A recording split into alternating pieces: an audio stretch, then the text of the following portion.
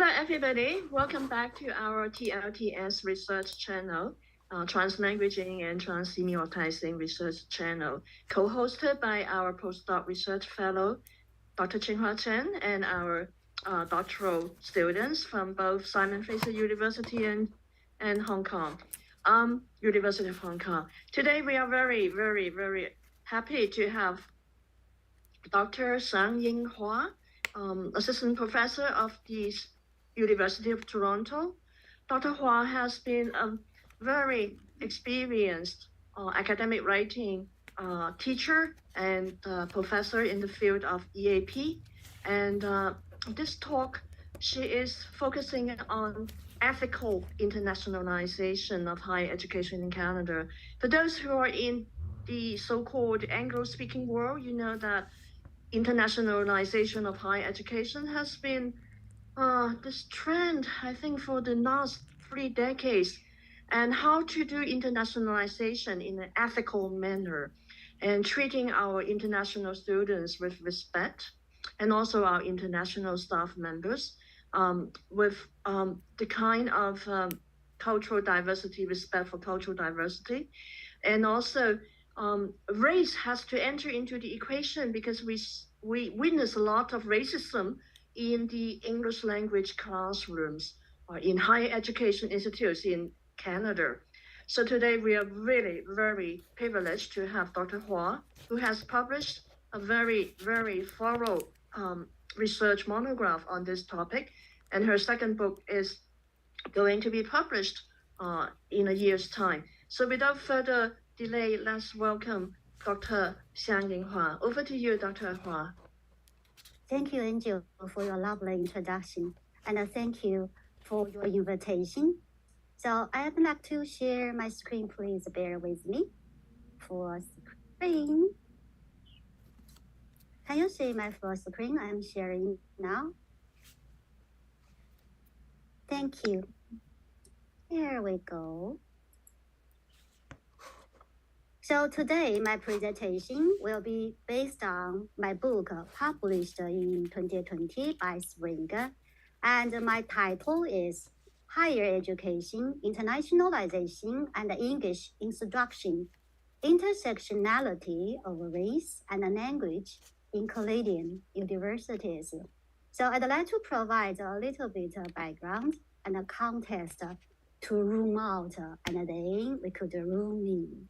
With the rapid spread of English as a lingua franca, the number of non-native English teachers far exceeds that of native English-speaking teachers worldwide. In recent years, there has been considerable debate on what characteristics represent the ideal English speaker as a language teacher, mostly revolving around the notion of the native speaker. So who is a native speaker who speaks a legitimate language? However, the concept of innateness in language use has been refuted, as historically every variety has evolved its norm to satisfy the need of a specific linguistic population. English, with a colonial history and as an imperial legacy, has created the native speaker and the non-native speaker dichotomy, a hegemonic contrast that assumes a monolingual and a monocultural lens as a frame of reference. As a result, questions of identity and legitimacy, which will be our main topics today, of non-native English-speaking teachers and their students have become central to the teaching of English in higher education.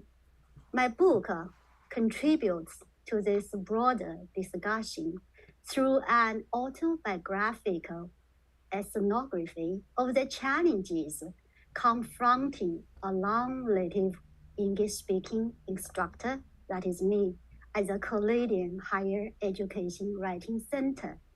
My experience highlighted the intersections of power, race, and ideology, as they all relate to issues of identity and legitimacy of non-native English-speaking teachers. So I'd like to share some of my personal professional history about this topic. I was a professor of English in China, in fact, a tenured full-time professor of English for 15 years before I came to Canada. However, working as an instructor at the Colonial post-secondary writing center, my qualifications and professional identity as an ESL specialist had been challenged by both my native and non-native speaking students. So in my literature review, I have reviewed two aspects of the literature. The first one is a proliferation of English as a world language. The second one is a research on teachers of English as an international language. So I'd like to talk about the first part of my literature review, English as a world global language. So in this section, I reviewed people's responses to English over the world as a world language. Also, sociolinguistic debates on native speakerism and native speakerism as hegemony. I'd like to share or introduce some terminologies first to you and share my ideas, my research with you. So word Englishes, that means different varieties, denotes local English varieties emerging in geographic areas under the influence of the UK and the US. So this concept, world Englishes, focuses on heterogeneity by addressing implications of pluricentricity and suggesting the acknowledgement of language functions in multiple settings. So as for the second dimension or aspect of this discussion, sociolinguistic debate on native speakerism, you may hear scholars say native speakerism, native speakership, native speakerhood. So they are all the same. So the question of whether the native speaker should constitute the linguistic norm has become central. A central issue or become the core at the sociolinguistic in this debate on native speakerism. There is another issue on the debate is whether non-native speakers can acquire native status. Generally speaking, there are two camps. So the first camp is represented by the idea that non-native speakers can never acquire native-like proficiency.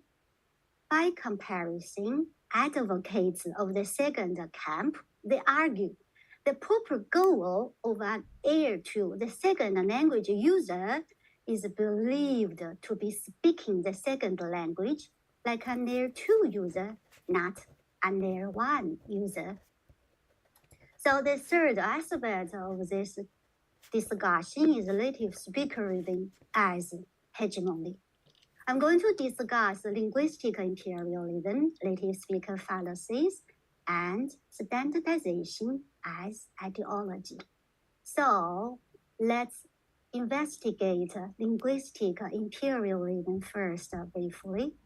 The maintenance of the NS we say native English speaking people. NNS, non-native English-speaking people or teachers or students. So the maintenance of the NS and NNS dichotomy will lead to linguistic imperialism or linguicism, that is linguistic racism.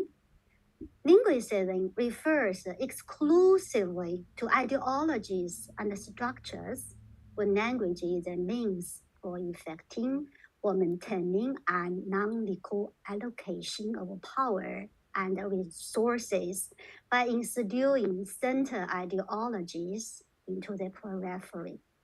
In this definition, the notion of native speaker denotes more than birth entitlement, including claims of cultural capital, as native speakers represent middle class and mainstream beliefs acculturated by education. So one has to be acknowledged and accepted by the speech community to be a native speaker. There are always power dynamics involved. Native insiders are unwilling to grant the affiliation to non-native outsiders. I really like this quote, native speakers are made rather than born. We can discuss this further in our Q&A and our discussion session. So next, we'd like to talk about native speaker fallacies. There are two fallacies, So the first one is the native speaker of English is viewed as an optimal English language teacher. So native speakers of English are default best language teachers. Second, English is taught as a price of other languages, which destroys language ecologies and linguistic human rights, as it is not only a language right, but also a basic human right to use one's mother tongue. Standardization as ideology. Standardized English models triumph across the globe as ideology. Such entrenched prescriptive views about English codified English spoken by the powerful class and devalue non-codified Englishes spoken by the disfranchised class, grounded in inequality and injustice. In fact, English language teaching business, it's a business. It's no longer pure as an English language education or profession. It has become a business. It implicates both financial and ideological dimensions. That means profit is usually at the heart of linguicism.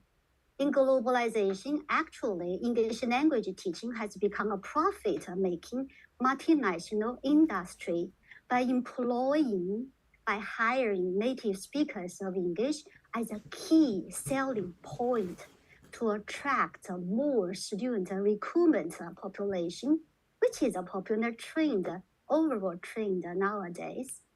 This is why it is argued the teaching of ESL within an assimilation ideology that has colonized or beautified the native speaker around the world. Many hiring units uphold the birthright mentality. So they argue that only native speakers of English can teach English. Only they are capable, just like the protectionism in business. Consequently, non-native English teachers are regarded as second-class citizens and wrestle with high employment associated pressure, with no hope of redemption and emancipation. This is true when I was hunting jobs after I graduated as a doctoral candidate, and I saw some advertisements, especially in some countries outside of Canada. So the job criteria very, very clear. They clearly indicated only speakers from these several countries were eligible to apply. United States, United Kingdom, Canada, New Zealand, and Australia. So the second literature review chapter of mine is to investigate teachers of English as an international language. So in this chapter, I talk about advantages and effectiveness of NNS teachers, non-native English-speaking teachers, and also students' attitudes and challenges. also their perceptions of this as teachers, or I call them English EIL teachers, English as an international language teachers. Although effective teaching is a product of compilation or mastery of language, training, and teaching competence, rather than one's status as a native or a non-native speaking English teacher or not, native speakers still enjoy a position of privilege, while non-native English-speaking teachers are often marginalized as outsiders. So they face numerous challenges, linguistic, socio-political, and hiring challenges. And also, these challenges are identified as organizational from schools, institutional from the society, and interpersonal from their students and their native English-speaking colleagues.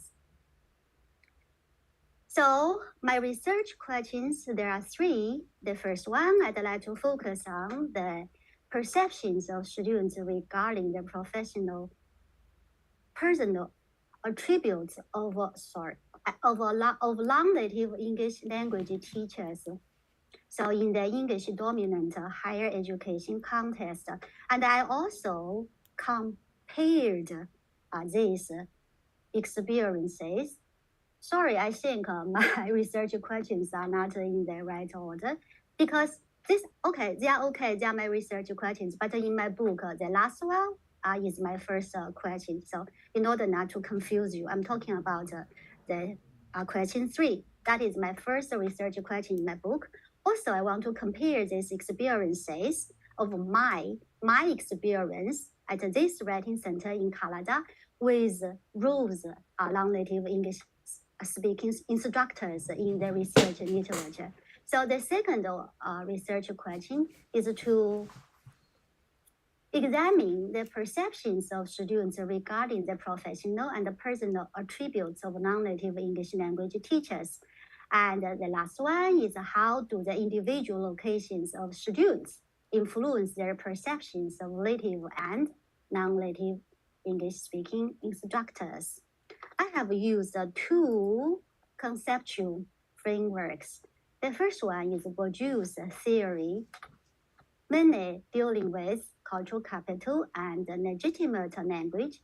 The second one is a critical race theory. There are 5 major tenets: the centrality and the intersectionality of race and racism, the challenge to dominant ideology, the commitment to social justice, the non-neutrality of space, the centrality of experiential knowledge, and the interdisciplinary perspective. I'd like to say something about each tenet briefly. I'm not going to elaborate on each of them. I'd like to say, in a general sense, to say something about the CRT, critical race theory. So CRT is an intellectual and, in fact, a revolutionary approach, challenging liberal legal ideals and the current beliefs about civil rights beliefs by placing race at the core of the discussion and the critical examination. So these 5 tenets are important because they have awakened people to investigate social injustice, inequality, power, and hegemony. So for Bourdieu interrogates the concepts of cultural capital and legitimate language. Cultural capital refers to the accumulation of cultural knowledge and social capacities that are valued by the mainstream society. The differential distribution of cultural capital forms the foundation of social hierarchies and the societal inequalities in the contemporary world. Legitimate language is a language spoken by acclaimed authorities, such as native English speakers. Language is not only a tool of interaction of knowledge, it is also a language of power. So, methodology. I use a qualitative approach, autoethnography. Look, I have broken it down, the word, into three parts, autoethnography. So I'm going to explain that. So autoethnography, being both a lens and a methodology, has become the term of choice in describing studies and procedures that connect the personal to the cultural, the personal to the social, and link the macro and micro levels of analysis. Why there are three parts? Because autoethnography could be ethnographical in its methodological orientation and cultural in its interpretative orientation, and autobiographical in its content orientation as autoethnography. My method employed various approaches, including reflective journal entries on my teaching experiences at the Writing Center, autobiographic interviews with my 6 native and non-native English-speaking students, and field notes of my 6 respondents about their perceptions of me as their non-native English instructor. So I have 2 findings altogether in my book. Findings 1, so the first finding chapter is based on my interview data about students' perceptions of the role of English and English language instructors' characteristics. There are four major parts in findings. 1, students' socio-historical locations, students' views of the role of English, students' perceptions of native and non-native English-speaking instructors, and also students involving perceptions of me as their non-native English instructor as time went by. So I'm going to say something about the first aspect, students' socio-historical locations. So family grounds, socio-cultural locations, and the socio-political identities and positions of the students in the Canadian society all affect their socio-historical locations. These locations consequently will affect their views, their perceptions of their non-native English teacher. So the first one is the family background. In my interviews, I asked my students their family backgrounds, embracing their parents' level of education, economic situations, and their families' expectations, and also their sociocultural locations, such as their academic challenges and social challenges, and also their socio-political identities and positions. For example, whether they were non-native or native English speakers. So these variables would influence their historical locations as well as their perceptions. So as for students' views on the role of English, there are some interesting findings. I have altogether 7 categories. So students, they generally speaking, they review English as a dominant language or a language of power or an enhancement of competitiveness in the job market, a tool of communication as an international language, a means of integration, or a commodity or capital. But all of them totally agree English is significant for them. And also, I interviewed the students' ideas and feelings about their native English speaking and non-native English speaking instructors, respective advantages and disadvantages. So let's first have a look at NS instructors' advantages. So students said NS instructors, they were strong in their pronunciation, accuracy, fluency, lexical mastery, better understanding of assignment expectations, while they also displayed some disadvantages such as lack of understanding, reluctance to help, insufficient help, and lack of empathy. So how about NNS instructors of theirs? According to students' data, students reported that the advantages of NNS teachers lied in their comfort level from shared first language and their cultural diversity and more teaching experiences, or maybe cultural experiences, better understanding of ESL students' problems, their attention paid to more details, concerns about students' learning outcomes, and patience. But they also had disadvantages in their accents, lack of proficiency in grammar, as well as limited cultural knowledge of written norms in the mainstream society. Also, I found interestingly, over time, over months or throughout the semester, the whole academic year, because my research lasted a couple of years. Did I tell you this was my revised PhD dissertation, my book? So I spent a couple of years collecting data, analyzing my data. So as time went by, students, their perceptions evolved dramatically. So some of the students, when they first met me, they said, I will only stay here for a few minutes. I will not stay long. But it turned out that they actually stayed there for 50 minutes. That is the full length of the full appointment session. And the students attributed these changes to the knowledge and expertise of the NNS instructor and their improved scores based on the instructor's feedback on their assignments, and the students' progress with their writing skills, the instructor's teaching style, and personality. So welcome to findings 2. My second finding chapter.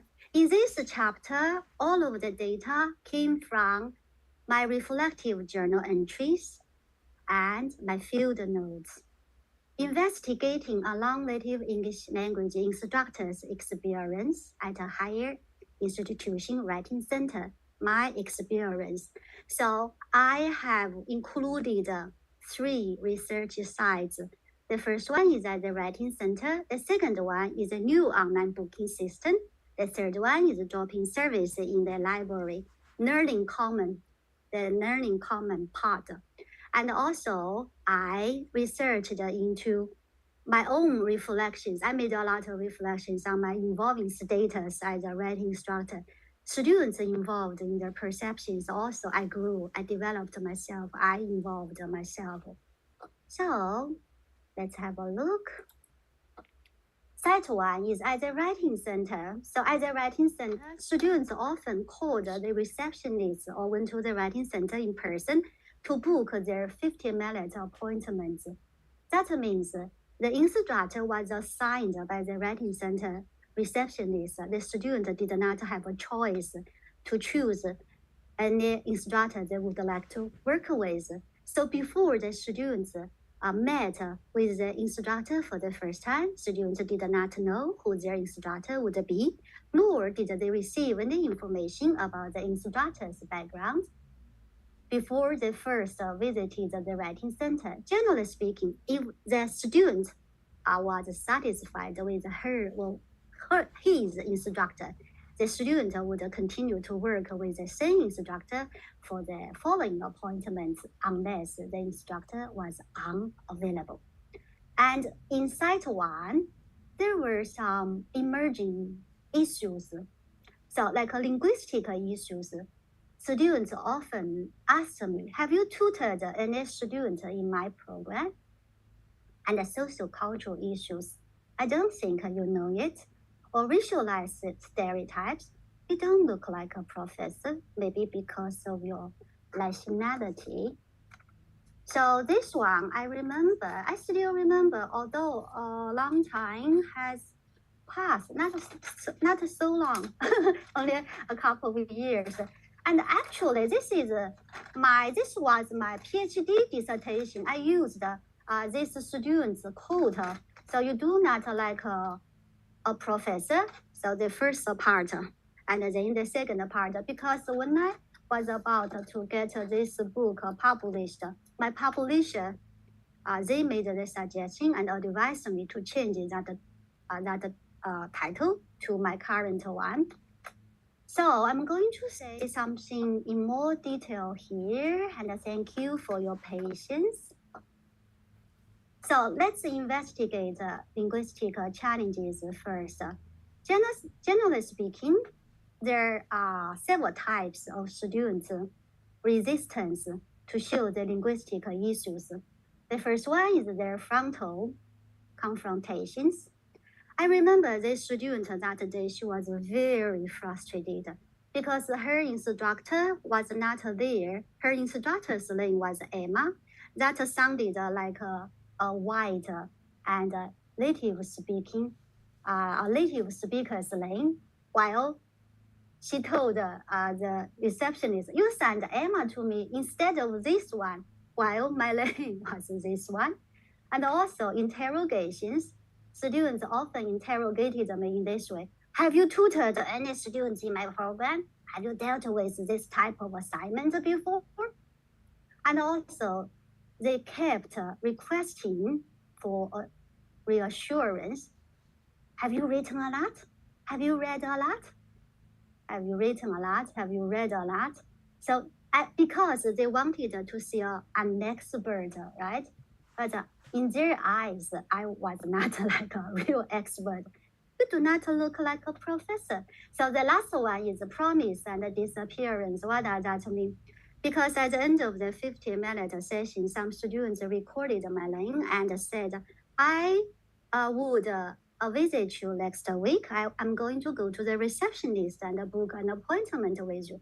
But I told the student, you also have the freedom to tell the receptionist you want to book any other instructor you would like to work with. Really? Then after he heard this, he changed his words. Maybe I might visit you next time. But it turned out that the student never appeared again. So this student was not the only case in my experience at the writing center. And the second is the sociocultural issues. Like the linguistic issues, students, they suspect my legitimacy. I don't know whether you can help me. Or they double check my cultural capital. Are you sure? Are you sure? Sometimes the students would ask me a couple of times after I offered feedback, and because they were not sure whether I was sure or not. And also their open resistance. I need you to tell me my problems, because I often tell my students, so at the writing center, you see, it's like a one-to-one, right? I'm like a doctor, you're like a patient. So I will ask you some questions before our session starts. For example, for a doctor, the doctor always asks you, do you have a cold? Do you have a fever? And do you have a runny nose? So I'm going to ask you something in order to better understand your assignment and your writing. But the student thought these questions revealed my uncertainty and my illegitimacy. So the student asked me, I need you to tell me my problems. And also they covered protest and rebellion. That means in the first couple minutes, the student recognized whenever like as soon as they saw me was an imposter. So they were cheated by the writing center. They just left the office immediately with anger. So the last type is visualized stereotypes, visualized issues. I was very used, in fact, to the routine background inspection, because that happened so often and frequently. Students, before they talked with me and before we started our session, students always ask me, are you a student? Have you got your master's degree? How many years have you studied English? Are you a volunteer? Did the writing center pay you? And among all of these questions, the first one, are you a student, ranked top with a super high frequency of being asked by different students, whether they were native or non-native English-speaking students. And also, there were some blatant attacks and challenges. Students showed their contempt, fury, suspicion, fear, despair. I understand, because the students come to the writing center, some of them even come to the writing center at the last minute, maybe 20 minutes before their essays were due, and they expected the authority was sitting there, but it was not an authority, but this one, right? So I threw them to the despair immediately, the bottomless abyss. So, Site 2, the new online booking system. What does that mean? Because the Writing Center took some new initiative, has implemented a new online booking system. So from the very first appointment, students had the total freedom to book their meetings with any instructor they would like to work with, just by clicking on the instructor's link and online by themselves. So they could also access instructors' bios in advance. It was very obvious among all other colonial or English names. My name was only Chinese name, which made my race salient to all students who did not know me before. So I also had 4 categories: no appointments, late appointments, early appointments, and full appointments. I'm going to explain them briefly to you guys. So no appointments, that means because at the very beginning, I had to check how many students had booked me and on which days. So I went to the booking system to have a look. To my surprise, all my white colleagues' appointments were fully booked, except mine. I had over 10 appointments, but no one booked my appointments at all.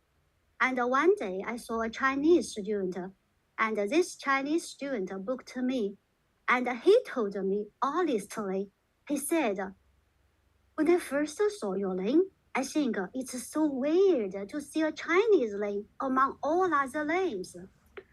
And one day I found my appointments became filled up, but they were booked quite late, maybe on the last day before my appointment or a couple of hours before my appointment.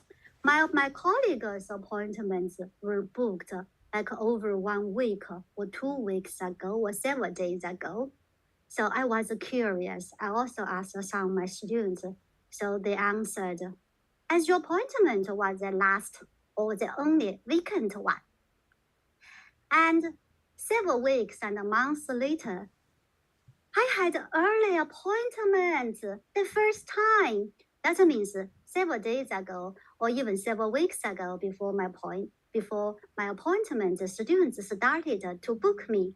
So students later told me my instructor is unavailable today because they were informed by the writing center receptionist their instructor would be away maybe for a conference. So they booked me in advance as a backup.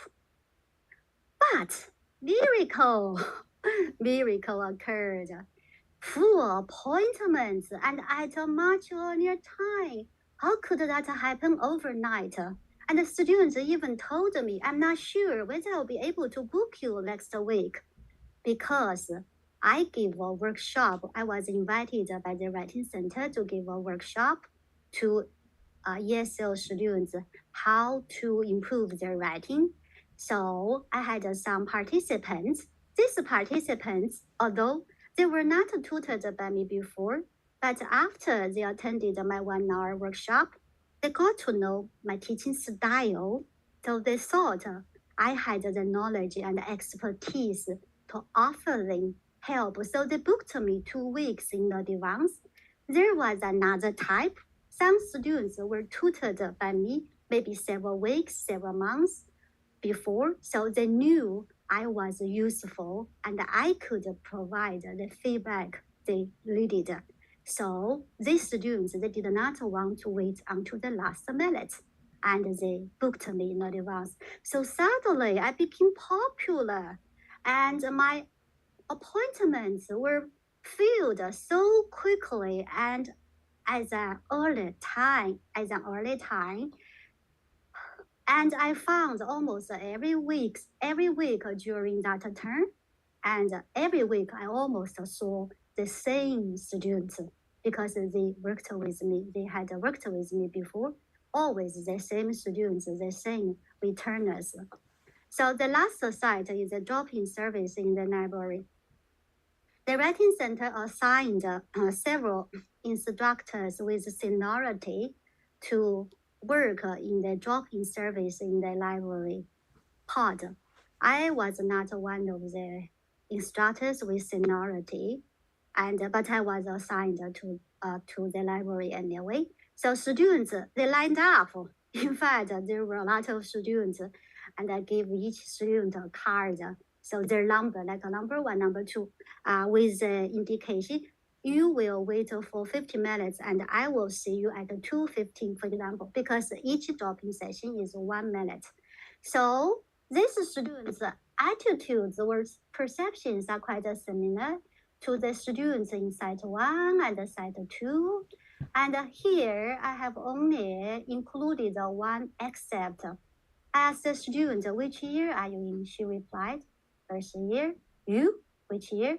So the student thought me I was a student again. You don't look like a professor. You really don't look like a professor. So at the end of this chapter, finding chapter, I made some reflections on my evolving status. Many students who said to me coolly at the very beginning, I will only stay here for a couple minutes. I mentioned that just now. They actually stayed for the whole full appointment. Many of my students at the very beginning, they appeared to be arrogant or resistant. They began to take detailed notes, thanked me, and recorded my name at the end of their appointment. A few of them shook my hands enthusiastically at the end of the sessions and visited me regularly. There was also a snowball effect. Students recommended me to their classmates. So every time I heard students say to me, I am that student's friend, I am that student's classmate, I am that student's roommate. So this snowball effect, students spreaded. So the word spread. So they shared this with more of their friends and classmates. So I find my status has evolved from the periphery to the center. And also I have become a skillful substitute. What does that mean? So the writing center started to feel my worth and value to them. Whenever there was an instructor absent that day, I became a default substitute. And it worked very well. Then that student, after the student was tutored by me, the student started to work with me afterwards. Also, I was a troubleshooter because sometimes the students went to the writing center coordinator and the receptionist and complained they were not satisfied with, or they were not feel happy to work with certain writing instructors. Then the writing center assigned the students to me. I did not know that until the students told me later. They told me why they were sent to me instead. And then they worked with me from then on. And I have gained empowerment, and I became a legitimate English instructor at the center. So that was quite surprising because I originally wanted to write and investigate, do this research to report my disenfranchisement. But then I was empowered. So I'd like to move to the discussion and the concluding, and I'm mindful of the time. There are some conceptual and applied implications. So conceptual implications mainly deal with the sociolinguistic or word English's perspective and also the use of critical race theory. That means some traditional notions of standardization of English need to be considered and revisited. And it may also indicate that the NS and NNS division is no longer meaningful in the post-colonial context. And it's time for us to reassess the legitimacy of non-English varieties of English. From the critical race theory perspective, that means one of the implications could be it could help us better understand the role of race in the teaching of writing. My students' expectations will be informed by what could be considered the norm in North America to be considered as Anglo, for example, speaking white or male teacher instead of a non-white non-native English speaking instructor. While I regarded some of my students as racists and saw myself as a victim of racism, my students also saw themselves as victims. They thought of me as an illegitimate teacher without a linguistic or cultural capital who was assigned by the writing center to serve them as a writing instructor. So both they and I, we were impacted by the hegemony of English and the hegemony of native speakerism. Along this, I have made 6 recommendations for the applied implications.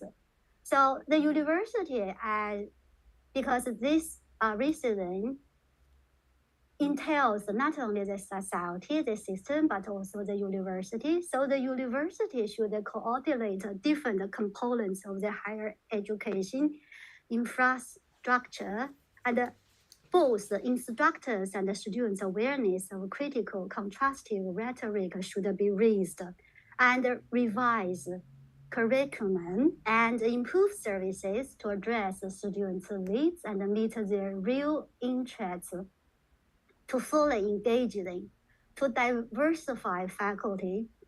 Both native and non-native students need more opportunities to be exposed to the styles and the repertoires of practice their non-native teachers bring to the classroom, because we need to diversify the forest, the ecology of higher education. For this to happen, the university would need to value the NNS teachers' benefits to their students and provide them with more access and job opportunities. I have presented how to combat anti-racism and enact the social justice at various conferences. I often told my colleagues I was lucky because I could work at the writing center, but I'm only one of the trees. We need more trees. We need more international faculty to diversify the forest, the ecology, also develop teachers' intercultural competence, and implement culturally responsive pedagogy. Regard students as well as non-native English teachers, languages, and cultures as resources instead of deficits. Concluding remarks: bilingualism and multilingualism are not deficits, but resources. So Penny Cook suggests minority people can change politics and rebuild languages and identities to adapt to their own cultures and ethnicities. This innovative transformation is called as reclaiming the local, or relocating English, or transcending the nativist paradigm. As well, Kalagaraj proposes wilderness as resistance perspective to adjust English language teaching to local cultures and values. English belongs to everyone in the world. It should be situated politically to other languages as a vehicle and to be taught as an international language instead of being viewed from a monolingual and monocultural lens, so that English can be taught in a more inclusive, ethical, and democratic way. Thank you very much for your patience. I would be happy to take your questions. But first, I would look forward to Angel's and other colleagues' comments. Thank you. It's rather long. Okay, yes, can you hear me? Yes. Yeah, thank you. Okay, thank you so much. We heard your really touching stories.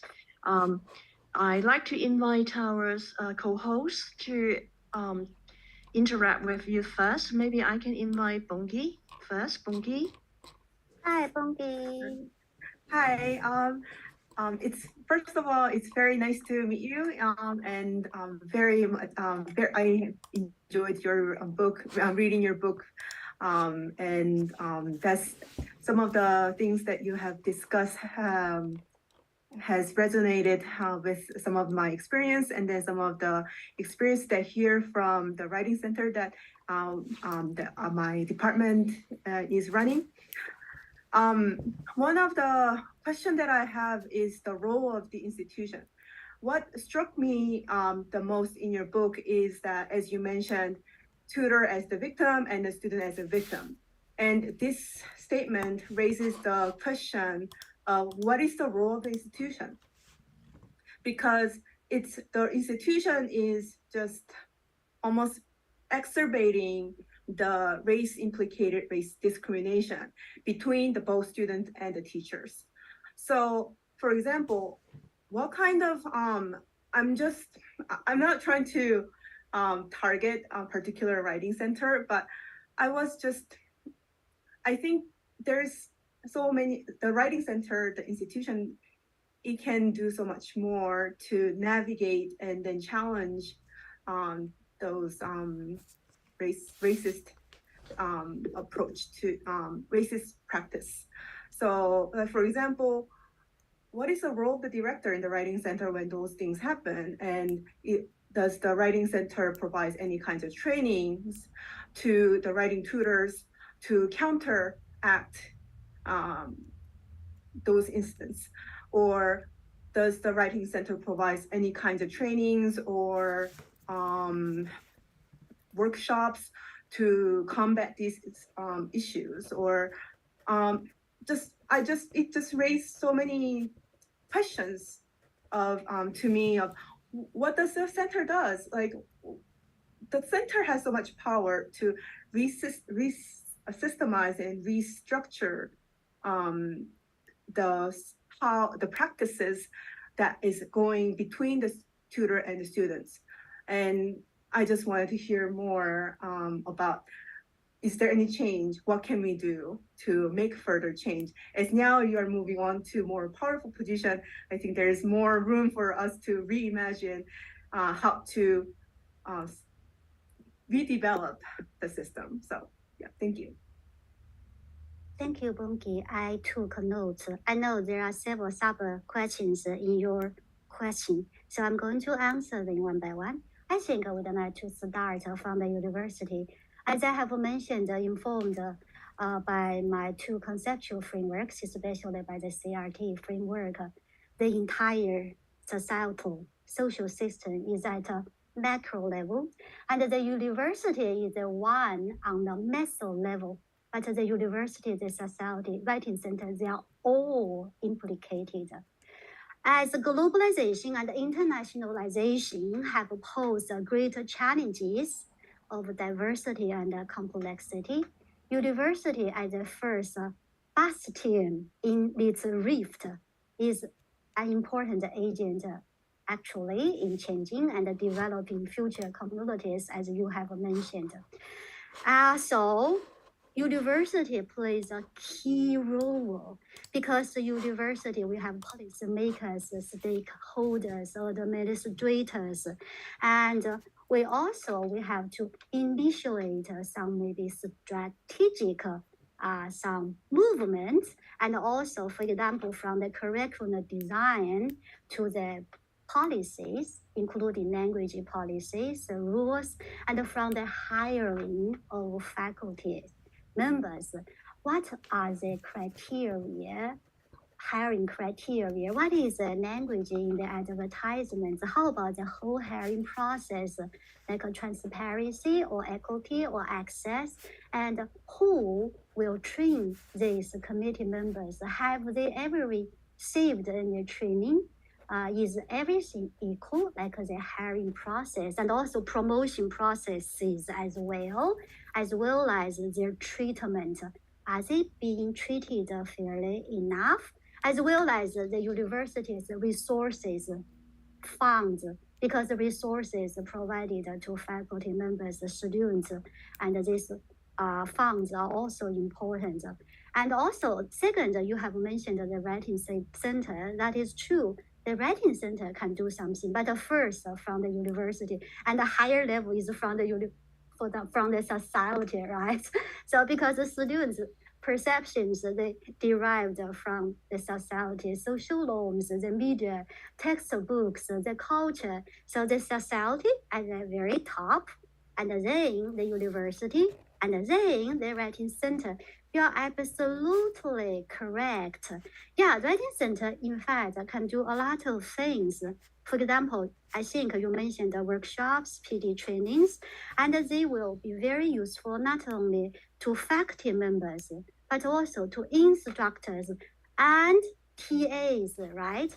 So with this training, such as we say EDI names, equity, diversity, and inclusion. Nowadays, we always address EDI or universal design and also maybe how to make students better access the writing center and how to hear our student writers' voices, ensure their agency, better help them build their identities. So there are many things the writing center can do. So I think training, teacher training, PD training, and this awareness, this anti-deficit mindset, anti-deficit, anti-racist, anti-oppressive awareness is very important. And then more trainings can start, can happen, right? And so more changes can also happen consequently.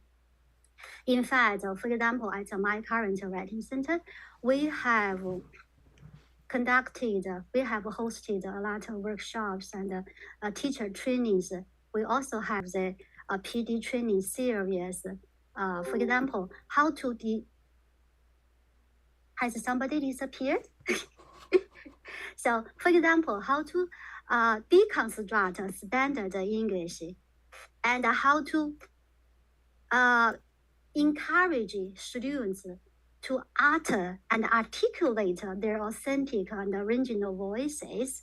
And also, we have talked about a lot, like how to improve students' agency, self-autonomy, ensure learner-centeredness. And we have read a lot of materials together in advance. And then in these PD sessions, we had the facilitators who also discuss these issues.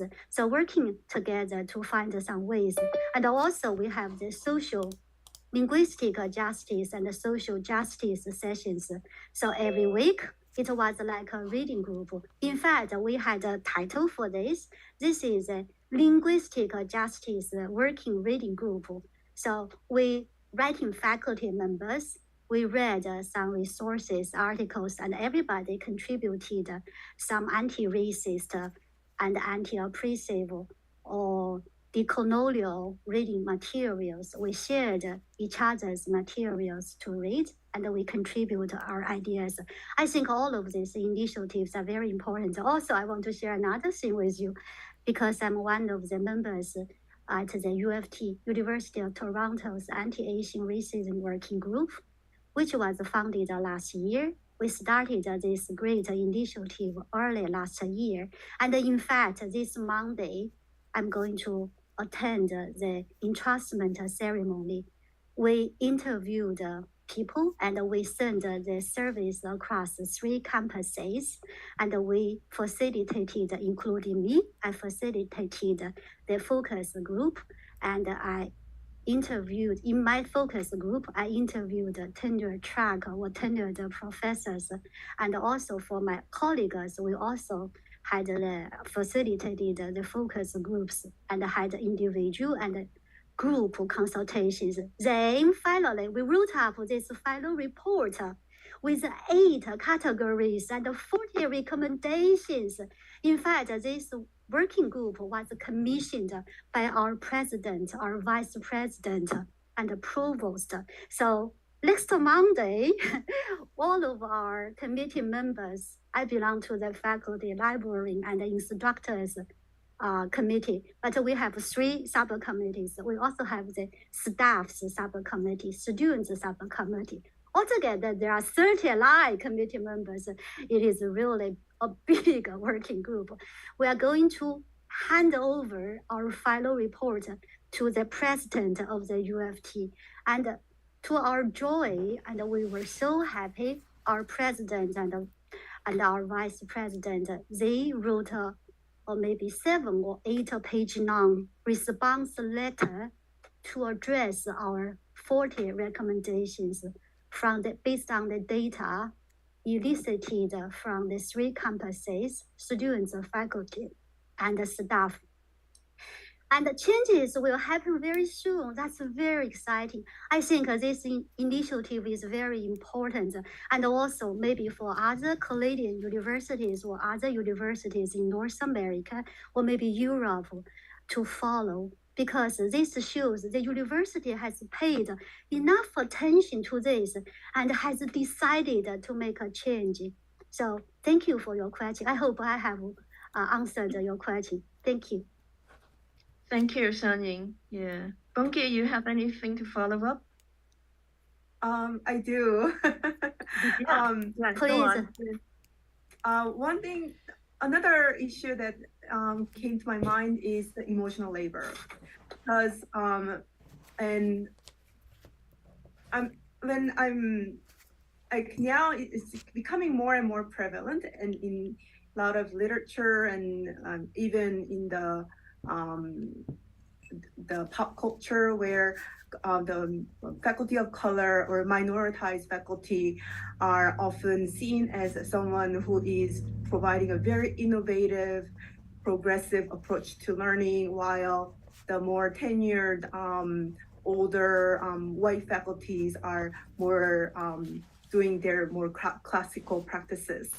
And I see more of a racialized binaries, representational binaries in that we see. But for the minoritized faculty to excel or to compensate or compete with or challenge or combat those monolingual practices that highly value native speakers of English, we need to do more. We have to put more extra effort. We have to present ourselves as more capable, or sometimes more approachable, more friendly, more flexible, and always being available. So it involves so many emotional, invisible labor. And I don't know, I do not know how to answer this question, and I wanted to hear from you. Like, what is the implication of requiring the minoritized faculty to do more in terms of pedagogy and teaching and research? I still don't know the answer for it. Like, is it okay and is it expected for minoritized faculty to do more, for more emotional effort? And is it justifiable? Or where can we go about this? Thank you.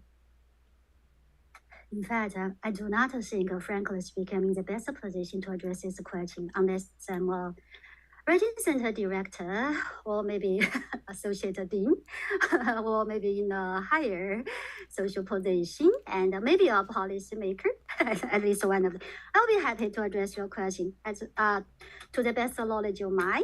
In fact, I have done not extensive research. I have read some literature like you, like racialized or people of color, faculty of color, how they struggled in the academia. In one of the books, even this faculty, in fact, this faculty was one of the book contributors because this contributor, I do not know whether it's he or her, it's a him or her, because even this faculty was anonymous in the chapter, because once the review of his or hers was reviewed, she or he would worry this will endanger his or her career. So this made an impression on me. Yeah. And the second one is I read some other books mentioning how hard their life was, because number one, the colored, like people of color, faculty of color are really underrepresented. Yeah, even nowadays, especially in applied linguistics, in writing, in language. So there are more probably in other areas such as science, chemistry, or biology, or maybe like education. But if you teach English, teach the English language, much fewer. I have worked at 5 Canadian post-secondary writing centers and 3 Canadian universities before. And almost every time at the writing center, I was almost the only non-white, non-native English-speaking instructor. Except now, I'm not the only one, and one of the 2. And also, the chair, remember my book? So the chair, I mentioned him once or twice, but I didn't, maybe I think probably I mentioned this because I wrote it a couple of years ago. My memory is not so fresh. I think he told me, he said, oh, in the past 10 years or 15 years, you have been the only or the first non-native English instructor we have hired. So also, whenever I attend some Canadian Writing Centers Association conferences, because I'm almost there every year. Actually attended a 3-day conference last week, CWCA. Now I'm so happy. So, I mean, the faculty has diversified, or the instructor. But before, several years ago, when I was a doctoral candidate, every time I was the only one who was non-white and who was the only Asian instructor there.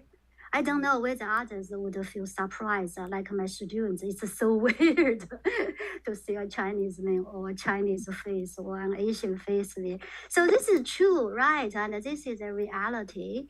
And I think more research needs to be done like this, because it's weird. I should quote my students' words. It's weird to see a multilingual classroom with monolingual instructors and teachers, right?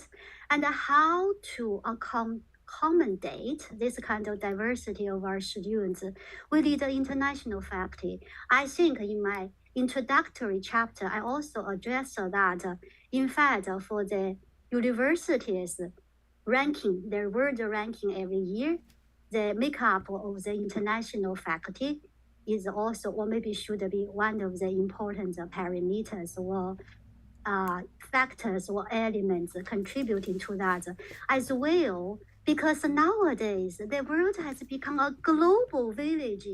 The national boundaries are blurry. So we have the internationalization. We often say we are going to internationalize our campus, but how? And if we do not include the international faculty, we only include, or we recruit international students, how can we address such diversity, which is a mission and a goal of the higher education? And also international faculty, they're not only bilinguals or multilinguals or trilinguals, but also they have pluralistic names, and also they have intercultural competence. For example, such as culturally relevant or culturally responsive pedagogy. They are culturally tolerant or sensitive to their students' needs. Another thing is they have traveled the same path as their ESL students, right? So they not only know the destination, but also the whole route. So whenever the students have some language issues, they are in a good position to predict students' problems, and they will be happy, and they have that capability to help them. And also, oh, sorry, go ahead, Angel. Yes, I truly agree with all that you said. I think we need to have more international faculty members and teaching staff. So we need allyship. And it cannot happen overnight, but we need to start small. And I think we all can tell tons of stories of how international faculty members are treated unfairly, had to prove themselves triply hard, right? So that the thing is for us to remember that when we become leaders in the institution, we don't reproduce the status quo. Tsinghua shared with me a reading yesterday. Having positionality and having reflexibility goes hand in hand. That is, we have gone through that pathway. We have been in that position. And then we need to reflect. And if we don't reflect, we just, I have spent so many years going through all these hardships. Now I'm the leader, the center director. Now I can reproduce. I can enjoy all those privileges. Like the mother-in-law in East Asian cultures, right? When I was a daughter-in-law, I was suffering at the hands of my mother-in-law. Now, after 20 years, I become another woman's mother-in-law. Now I will drive her like a slave driver. Now, having the positionality needs to have the critical reflexivity that Tsinghua alerted us to. And so it's not just the cognitive level, it's also the emotional level. And Tsinghua and I are publishing this paper in critical inquiry in language studies, social structures, everyday interactions, subjectivity, where and how to start decolonizing. So Bunge's questions about the social structures, institutional policies. Sang Ying has reported all the stories at all levels, right? Institutional policy, everyday microaggressions, students coming in, querying our expertise, microaggressions, misrecognizing you as a student, not recognizing your expertise. That's at the microaggressions, everyday interactions level. At the subjectivity level, students and many teachers and ourselves still think there's one standard way of speaking English, one prestigious way of speaking English, right? So at all levels, at the psychic, emotional level, subconscious level, and belief system level, attitude level, that's the subjectivity level. And Tsinghua is an expert in that, subjectivity, Foucauldian theory. And the everyday interactions level our interactions reproducing these practices of injustice and an institutional policy level, because without the leadership who will come out and change those structures, those policies. So we need to have advocacy work at all levels, right? We need to have theorizing work. We need to tell stories. we need to talk to policy makers, institutional leaders, and we need to ally with people like us and people not like us, but who are sympathetic and they are critical minded. And then we need to have the largest allyship, and it's still difficult to change things. So here's my my little contribution. Okay, so I'd like to invite Daniel to contribute your questions or interact with our speaker. Okay, well, thank you, Angel. I think what you said just resonated me, and that's one of the questions I put down on my Word document to Xiangying. So and Xiangyao, I want to say thank you so much for your presentation today, and I think I feel like as a Writing Center tutor, I've been working at Writing Center for 8 years. I've a lot of what you share really resonated me, and I feel really appreciated that you also share those experience with us. And just I think how should I frame this? I think this is just a suggestion, like Angel's, rather than a question. I think it might be good to take a step back a little bit on how much of your researcher's positionality and your experience and your all these kind of good stories shape your interpretation of the data.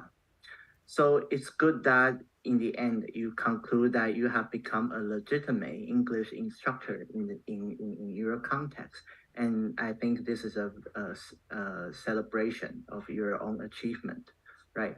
And I'm just thinking more about an iceberg, how much sufferings I want to point out. So maybe on the surface now you become an legitimate English instructor, but underneath, how much sufferings or persistence your memory and your experience shape the definition of this position. So when you say a legitimate English instructor, so when you say this one, could you reflect a little bit more further? And could you also, so when you say legitimate, so I'm assuming that you are also holding the power that's equivalent to the speaker, the native speaker of English. Yeah. Thank you, Angel and Daniel both. You want to make this suggestion for my future consideration and my future research, or you want me to address your question right now? Well, so either way, I just think that's a question to think about for you because I just wonder that when you say legitimate, I'm just thinking that maybe you feel that now you are in the same position as a native speaker, but just a different race or the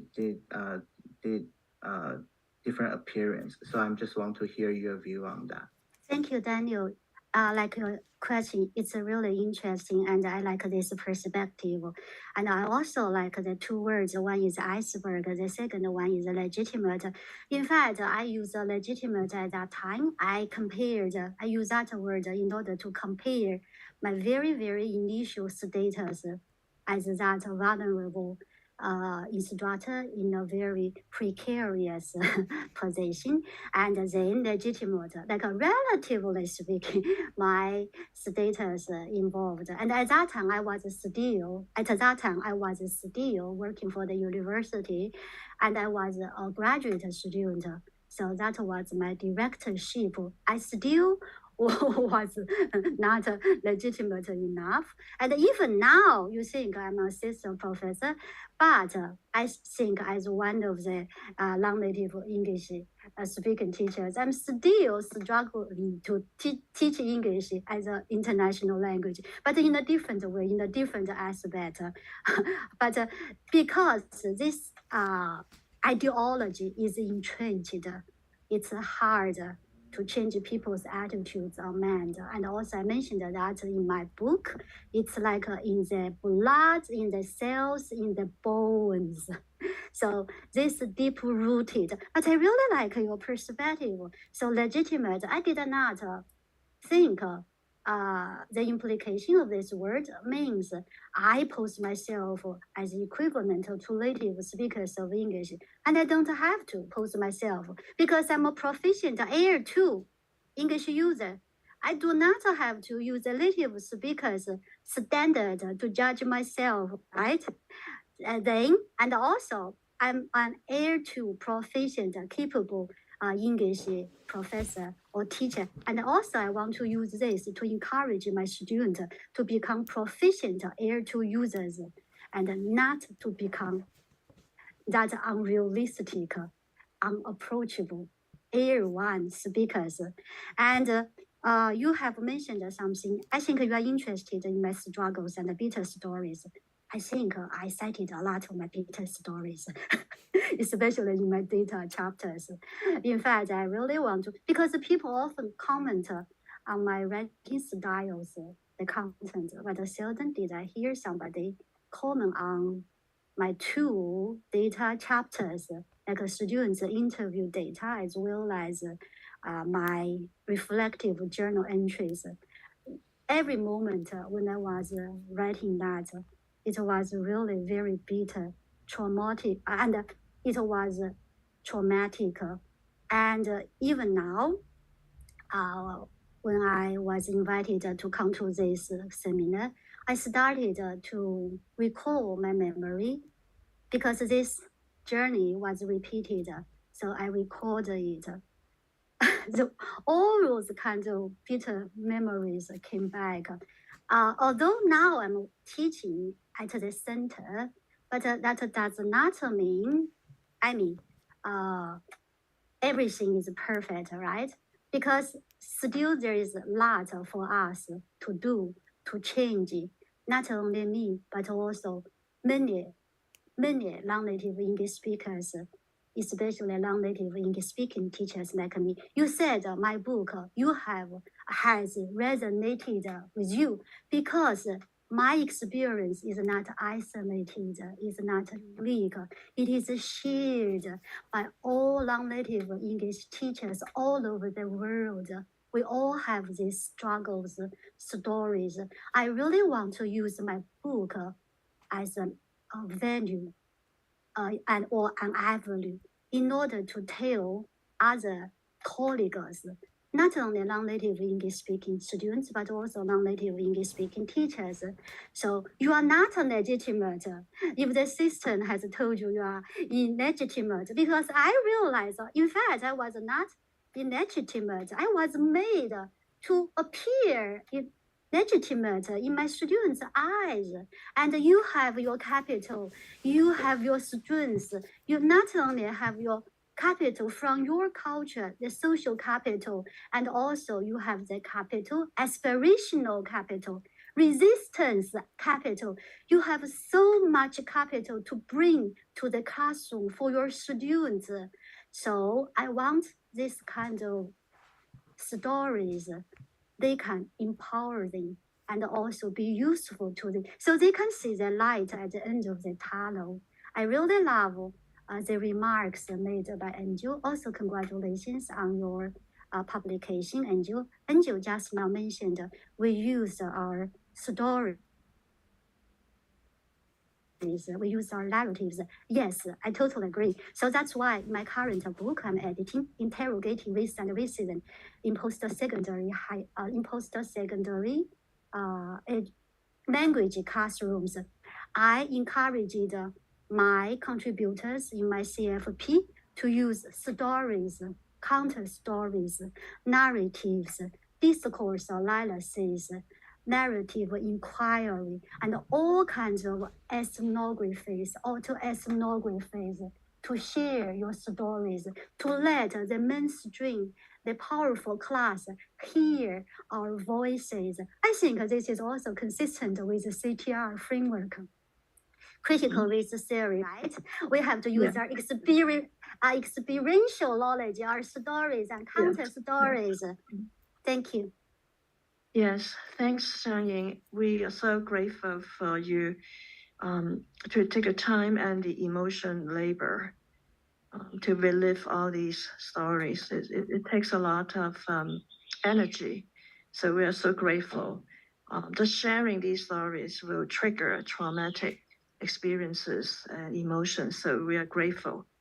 And in allyship, we are not alone here. Racism is systemic. So as you said, your stories are not isolated and will point to how deep-rooted this kind of systematic and systemic racism, linguicism is entwined, not just in Anglo-speaking countries, but especially in Asian countries. It's everywhere because imperialism is a curse that has cast a spell all over the world.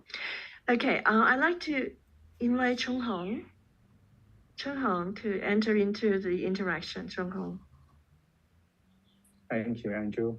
And also thank you, Dr. Ho, for this wonderful presentation and for sharing your stories. So my question concerns the native speakerism in academic writing.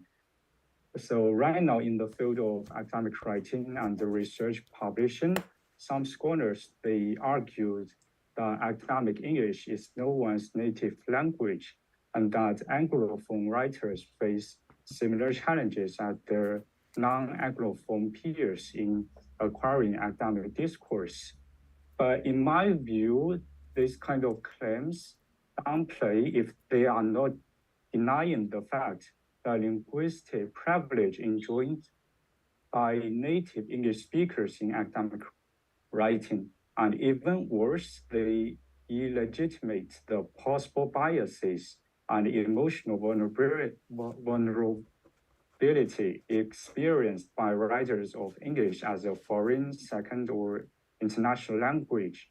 So as you have been working with non-native English speakers as well as native English speakers, do you think that writing learners, regardless of their linguistic background, face a similar set of challenges in the learning of academic writing? Thanks, Chun Hong, for your question. I did not research into this in my book, but I like your question. And I think it's worth doing more research into this. My answer is yes and no. Why? Yes and no. So I want to say no first. In fact, because native English speakers, like my students, they were born here.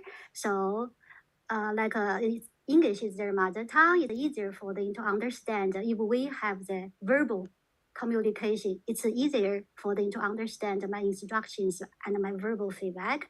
And also, their spoken English level is higher. So that means they could convey their messages more easily, like if they wanted to share their issues or problems with me. But by contrast, so non-native English-speaking students, sometimes even they struggled to understand me while I was speaking English to them because they said that there were some new words, especially the first year students, with no English proficiency. And also sometimes it was so hard for them to express themselves clearly. So some of them asked me, may we speak Chinese? If this student was from China. But at different writing centers, because I've worked with 5 writing centers, some writing centers said, yes, you can speak Chinese with Chinese students. But some writing instructors say, no, you can never speak Chinese at the writing centers. So I have to follow the writing center's rule, right? Because I don't want to be fired. So, as compared with in terms of listening and speaking, so not the same. And also grammar, I think NS, like native English speaking students, generally speaking, on average, they are better because they have used that for years, much longer than non-native English speaking students. And for non-native English speaking students, I think one of the reasons why they cared about and worried about so much was rented by their former education system. because in the education system, the writing law, grammar was a priority. So no wonder every time, no matter which writing center I'm working for, I just now I saw Daniel nodding his head, so I have resonated with you. So the first question by international students asked me was always, can you proofread my grammar? So they thought grammar was a priority. But some ESL students' grammar was really good because I think I'm a researcher in social science and I applied linguistics in order to give a more accurate and valid answer to a question. Chunhong, I really think I needed to do an in-depth research and like a qualitative and a quantitative. For example, ideally, although it's unrealistic, in the past several years, past over 10 years, I have worked with 5 writing centers. It would be interesting if you raised this question over 10 years ago. Maybe you were in your primary school, I don't know, because you look young to me. And I mean, so if I went back to 10 years ago, 5 writing centers. So native students, non-native students, right? And the same writing center. And then not only from their communication with me, like a qualitative, I could also interview them.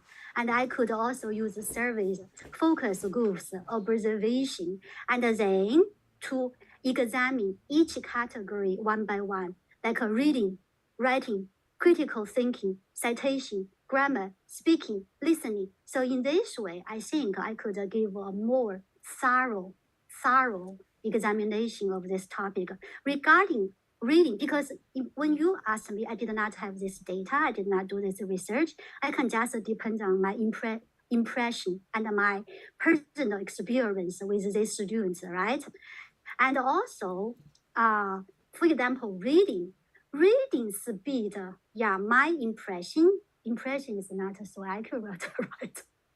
So, I mean, reading their speed is faster, but sometimes comprehension, I should say, yes, native English speaking students, because they have fewer new vocabulary.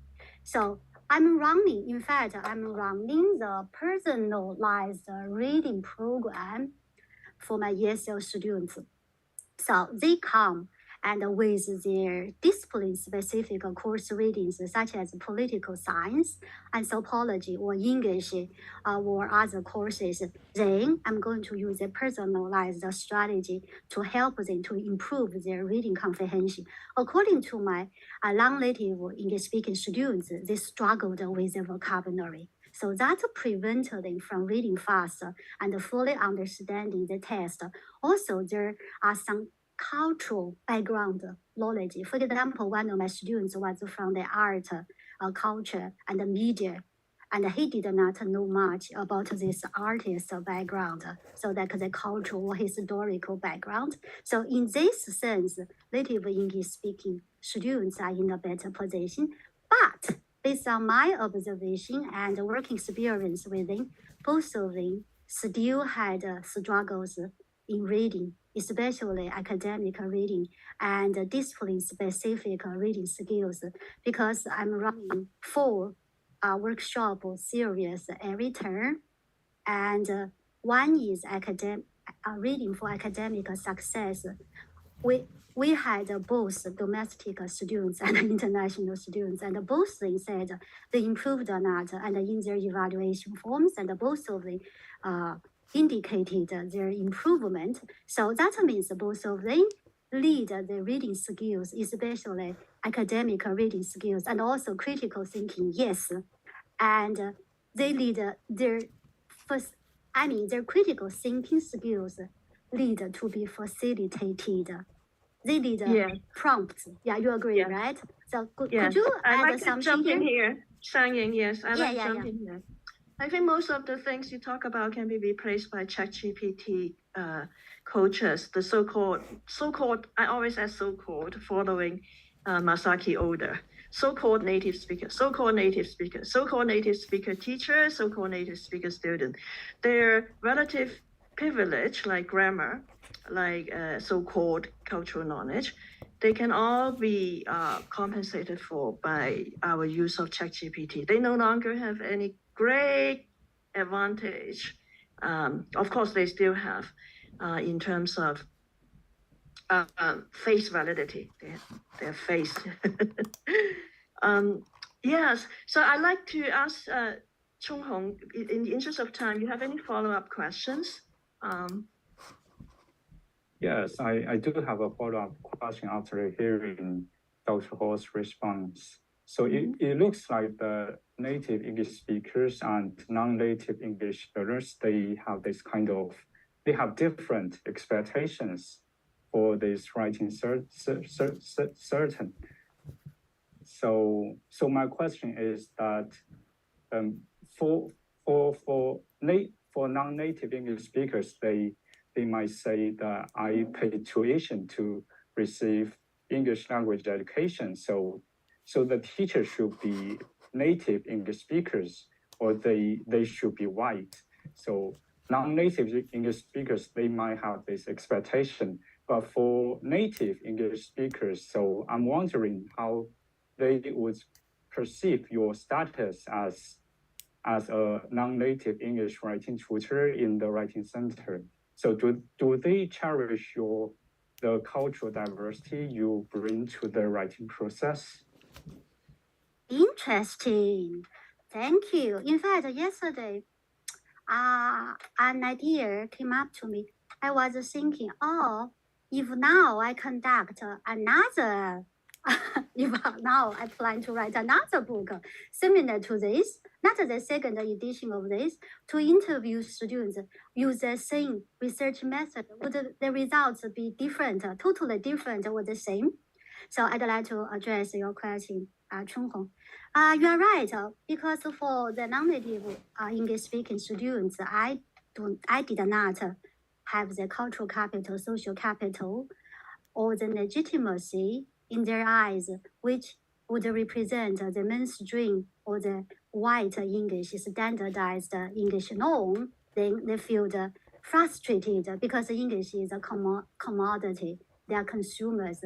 They feel that they were cheated by the poster and they were shortchanged, right? So that means they were not happy, upset, frustrated, especially they paid a high tuition fees, traveled half of the earth to come here. But they saw a Chinese teacher. So in my book, one of my professor's articles, he wrote, do you feel surprised when you enter your English classroom but saw a Chinese teacher teaching you Chinese? And for native English-speaking students, I think the attitude varied. But it's really worth doing more research into that. Why varied? So number one, I think there are two groups, generally speaking. The first group is still white supremacy, right? Western supremacy. So like non-native English-speaking students, they often think the ideal teacher will be the native English-speaking teacher because that represents them all. Although their tuition is much cheaper as compared with international students, because that is also related to the society and the system, the university, because the university did not diversify faculty, did not normalize the presence of international faculty. They were surprised, they feel weird. So they were not used to this. Just imagine if international faculty members are everywhere, it's just so natural and a part of their life and their studies, they will be no longer surprised. So another group of students, in fact, I chatted with them informally. They said, because for many non-native English-speaking students, they use accent as the accent bar as an evaluation. If the teacher did not speak white English or the native-speaking English, he or she did not have the power or control or the ability. But for native English-speaking students, they said, I'm not coming here to learn pronunciation. I'm learning writing. I'm learning writing skills and reading skills. So it makes no difference to me. And also, in fact, some native English-speaking students, they came to my workshops almost every week and regularly, and they enjoyed the sessions because every time at the end of the term, we would have the end of the term evaluation. Although it was anonymous, but some of them left their names there, so I knew they were native English-speaking students. Their feedback was very positive. They affirmed the non-native English teachers, students. Maybe that is one of the reason. One of the reason was they had some non-native English speaking. Of course, they don't come here to learn pronunciation. They come here to learn writing. If they want to learn pronunciation, go to the talk shows. Go to ChatGPT. Go to Natural Reader. You're definitely right. Chung-Hong, you have any other follow-up questions? No, thank you, Dr. Ho. You are very welcome. Thank you for your questions. Dr. Ho's examples are so inspiring. Phoebe, over to you. You enter into the dialogue now. Okay, thank you. And thanks for the sharing just now. And a lot of good questions have been addressed. I would like to put forward my question from the perspective of the teacher, because very often I need to work with a lot of content specialists as well. And then they have a lot of discipline-specific writing projects and assignments for their students. So as I observe from reading your book, a lot of time, students pay attention to their social interaction with the instructors at the writing center. However, what kind of aspects of native speakerism would affect their perception when you give them feedback, maybe mapped up with some disciplinary knowledge and skills?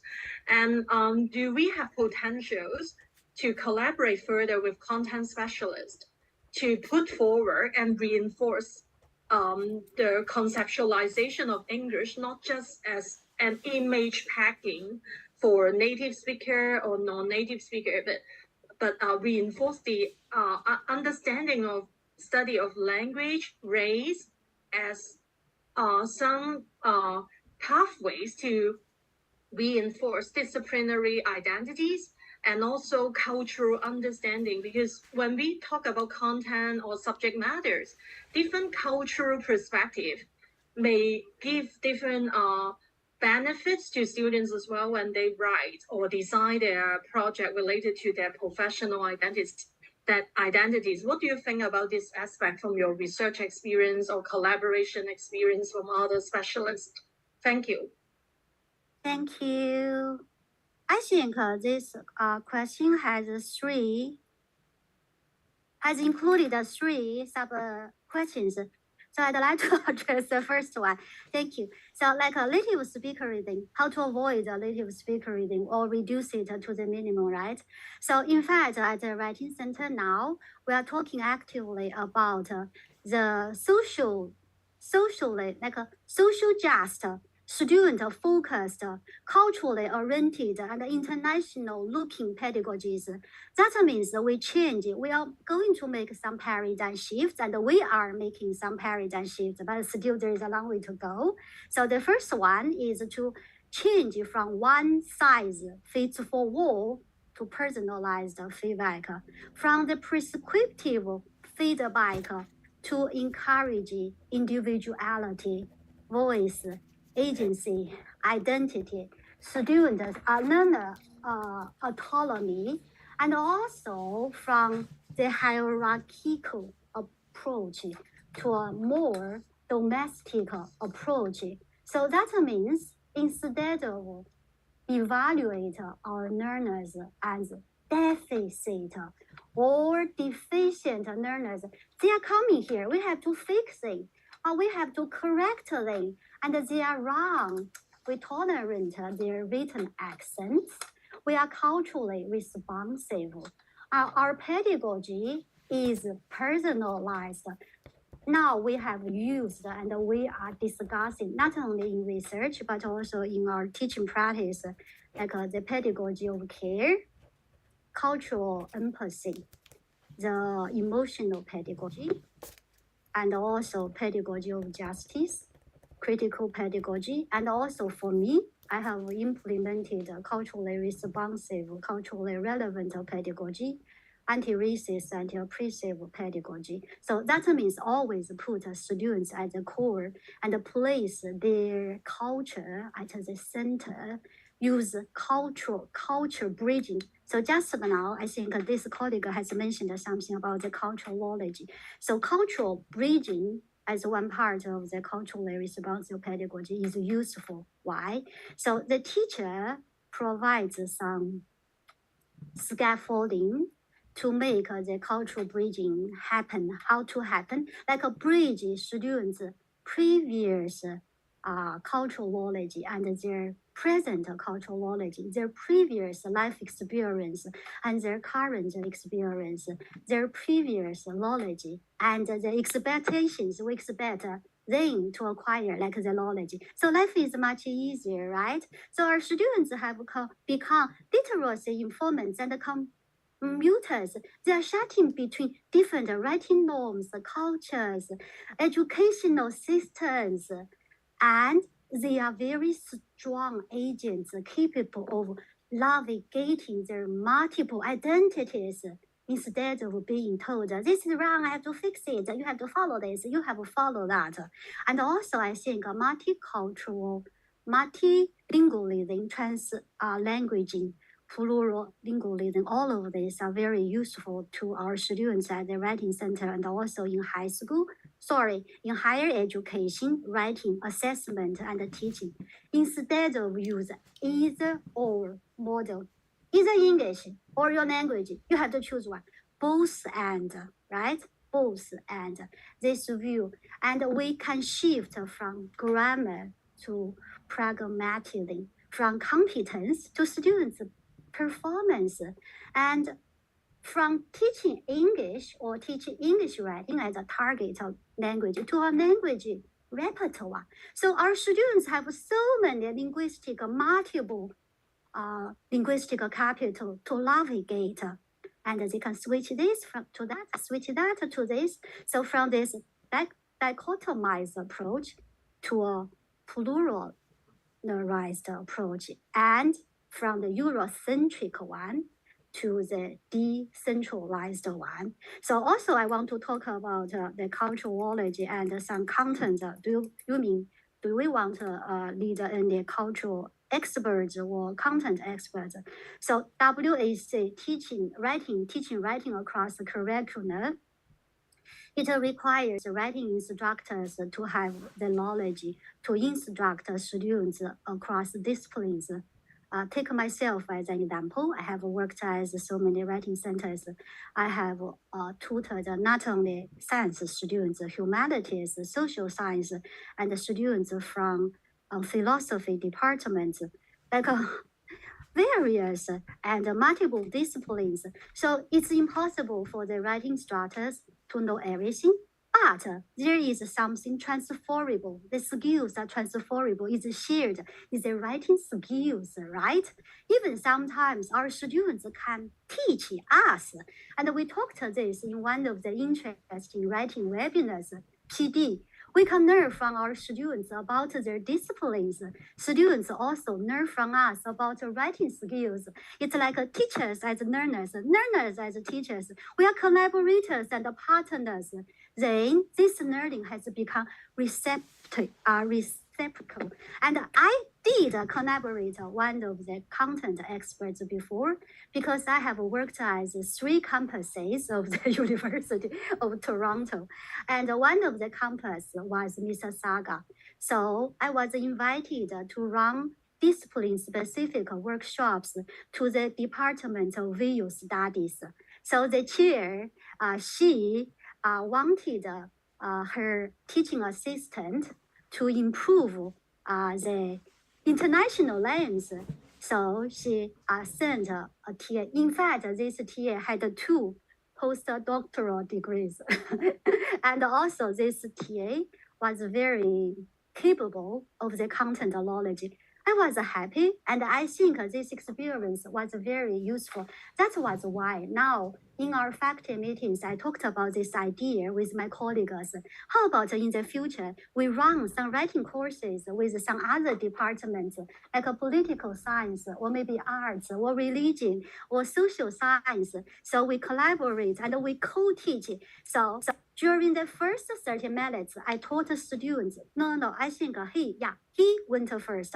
He shared like the art, like how about like formal analysis. So how to do that, some images, some terminologies in the second half, and then I will integrate students with writing knowledge. I learned from him, he learned from me, and the students were also very happy. I think this was a good practice and a good pilot study. Yes. Wow, Dr. Hall is really so brilliant as a pioneer in educating our content specialists into becoming a two-in-one teacher, supporting students' learning of disciplinary language plus the content. So you're just so amazing. Phoebe, do you have any follow-up questions to Dr. Hall? Yeah, thank you. And I appreciate your answers and sharing of your pioneering projects with all the content specialists. Another question is related to Angel's idea about the roles of artificial intelligence. On one hand, we believe that language technology may improve students' experience and embodiment of their agency, their ways of seeing English, and maybe we conceptualize or we visit our definitions of who are legitimate language users or native speakers.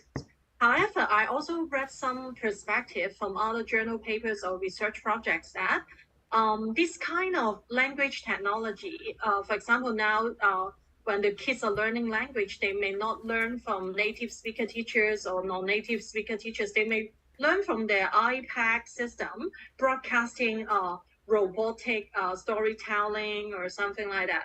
So this kind of prototypes, the artificial intelligence tools, they may have collect some accent data or some spoken language data or written language data. Would they reproduce the idea of what would be the perfect way to speak or write English natively if we use a lot of this kind of language technology as scaffolding resources for students as well? Yeah, that's my question in mind when reading both perspectives. Yeah, what was your perspective, Dr. Ho? 更加是口面相应 Phoebe. And thank you for your question. In fact, this is a buzzword, right? Nowadays, AI or chat GPT. I have attended some webinars, not hosted by the University of Toronto, but also by Australian universities or some other universities. But because webinars has made life much easier, so the whole world has become a global village. So once I remember almost nearly 200 colleagues attended one of the webinars. In fact, we are still discussing this topic. There is a lot of room to explore since the research is underway and in progress. And now I think I have just chatted informally with some of my students. And one of my students told me he did use chat GPT, but a Chinese student, he was one of the students who was a regular attendee of my every week's workshop. He told me, but I did not use it to produce English. I wrote by myself, but I use it to polish it, to make my language better. I said, you are doing a good job because a ChatGPT is like a calculator, right? So it's also like English to some sense, to some degree. On the one hand, it can be a Aladdin's lamp. It also can be a Trojan horse, right? So that means in what ways we are going to use it, to what degree, and also the instruction. We have discussed this in many of our webinars before, like will ChatGPT represent us, especially writing instructors one day? Like will robots replace human beings? So this is our greatest concern, because I read some articles, news articles, saying like 10 professions will be replaced and will be totally diminished or vanished from the world. But right now, I think so far, writing instructors are not on that list yet. And also, how should we instruct our students to use it, not only in a proper way, but also in an ethical way, like academic integrity. And also, we have the like anti or like a ChatGPT check softwares. Should we use it or should we not use it? How to use it, when to use it, and where to use it, and also how to design this as a part of our rubrics, criteria, and assignment design, and also our syllabus design, right? And even some professors, they have designed some interesting activities by incorporating ChatGPT as a part of their teaching and the assignments. Even some teachers, they use ChatGPT themselves. In fact, my unit has applied for the grant, internal grant for this on this topic. I think we can talk about this. Our conversation can be ongoing because this is super exciting and a lot of room. Yeah. Thank you. Yeah, it's very exciting. And I think, Phoebe, your first part of the question is about access, right? The access paradox. The AI tools provide more access to the so-called standardized varieties and academic registers. So the same thing with, we have been using Hilary Zhang's model that we provide access, but we also need to simultaneously raise critical awareness. We can ask ChatGPT or AI tools. Actually, there's an AI tool called Natural Reader, which can give you pronunciation. You input a text, and it can give you, it can read the text to you in Singaporean English, in Taiwan English, in Indian English, right? So it depends on how you use AI tools to raise critical awareness, whether you just provide access without raising critical. Oh, okay. I think. And then Dr. Hall has given you, yeah. Okay, so Qinghua, you want to say something? Your question? Yeah. Just now I saw you got cut off by the Wi-Fi, so I was thinking about jumping in.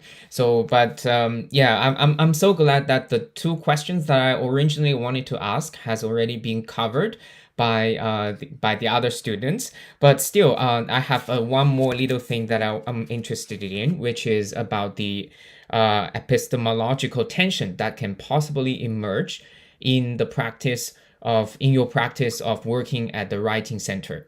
Since you have mentioned that the students may come from diverse cultural background, and you also mentioned things like you are doing culturally responsive pedagogy. So I assume that you are not doing the process of just trying to carry out a normative process of making the student write in a Eurocentric way that might be expected in their subject-specific disciplinary writing. But I also have a question regarding this as well, because if we as writing tutors, if we as English teachers, we only tolerate their cultural difference, are we really valuing their difference in epistemology, rather than saying just we're tolerating them? So how do you have encountered any instances where actually different epistemology was actually celebrated, valued, rather than just tolerated? Thank you. So I'd like to clarify with you, Qinghua, the second one. You mean what are the pedagogies or recommendations for valuing them, honoring them, celebrating them instead of just tolerating them? You mean the pedagogy? What is your focus? Sorry. Yeah. I'm asking about how are your how are you approaching the issue, approaching this concern? Maybe Qinghua, I can, because I have known Qinghua for many years. I think I know what he wants to ask. Okay. Maybe I can give an example, but no, maybe I'm wrong. Maybe, for example, because Qinghua, you're asking in very theoretical terms, epistemology, okay? So this is a big word. You always need to give an example. We always need to give. So, for example, okay, if a student come in writing an academic piece of writing, and the topic is about, for example, climate change, for example, okay, and then all the different sources from the Anglo-European knowledge system sources have got these points of view. But if the students, say, for example, come from a minoritized cultural group, indigenous community, for example, or a cultural group with a different religious belief system, and then the student has built into this academic essay with their own indigenous points of view or their own religious points of view or their own different cultural points of view about climate change, which are not endorsed with or conflict the tension, right? Which has tension with the so-called legitimate, okay, Western knowledge sources, right? People would say, oh, these are credible sources because they are published in the English language or in the English journals, right? And if the student comes in with knowledge, bits and pieces of knowledge or knowledge perspectives, epistemological perspectives from different knowledge systems, not endorsed in the Anglo-Western knowledge systems or citations, then how do you deal with this epistemological tension? Qinghua was asking. Am I right, Qinghua? Is the example okay? Yes. That's a great example. Thank you. Both Angel and Qinghua. Yeah, I'd like to approach your question starting from the culturally responsive pedagogy, because you have mentioned that, and I think probably you and other colleagues and the students may be interested in that. So culturally responsive or culturally relevant, and now we have moved to culturally sustaining pedagogy. It places the students' culture at the core. That means the students' formal languages and cultures are no longer deficits, but assets and resources. So they're not deficient, but also they have the multiple linguistic capital and repertoire. So this is the starting point. And as for me, in my approach, anti-racist pedagogy, and this is one of the approaches, and also pedagogy of care, and also like use stories. I did not use fiction. We have also the fictional pedagogy, but I use stories, narratives. For example, not only I work at the writing center offering students verbal feedback, also I'm in a program offering students written feedback. Like every day, students post their academic journal entries with their reflections. I posted my comments and personalized feedback on each of their academic journal entries. So I used multimodality. So I want to give you an example. You mean the tension, right? So besides the cultural bridging, I also, because I have to bear, as an instructor or faculty, I also have to bear their institutional goals in mind, right? Because the student has to get the degree, but also how to have this balance, act and art. On the one hand, to meet the institutional demand, and otherwise, voice your individual. Okay. Do you have anything to add, Andrew? I think Qinghua, your question is similar to Phoebe's question, the access paradox. That we, as Dr. Hall so eloquently given you the example, we need to help them to make the grades, to get a degree, right? So, but at the same time, we also need to help them to say that your knowledge system is not a deficit, as Dr. Hall repeatedly reminded us, that it is valuable. But under the rules of the game right now, yeah, you need to submit your academic paper, get your degree, right? So I think Dr. Hall has given us this brilliant example that we need to help them to have access to the dominant conventions in order to get their degree, okay? Make the grades for the essays. At the same time, we need to help them to understand that their knowledge systems are valid, okay? Just as Tsinghua, you do this, right, strategically.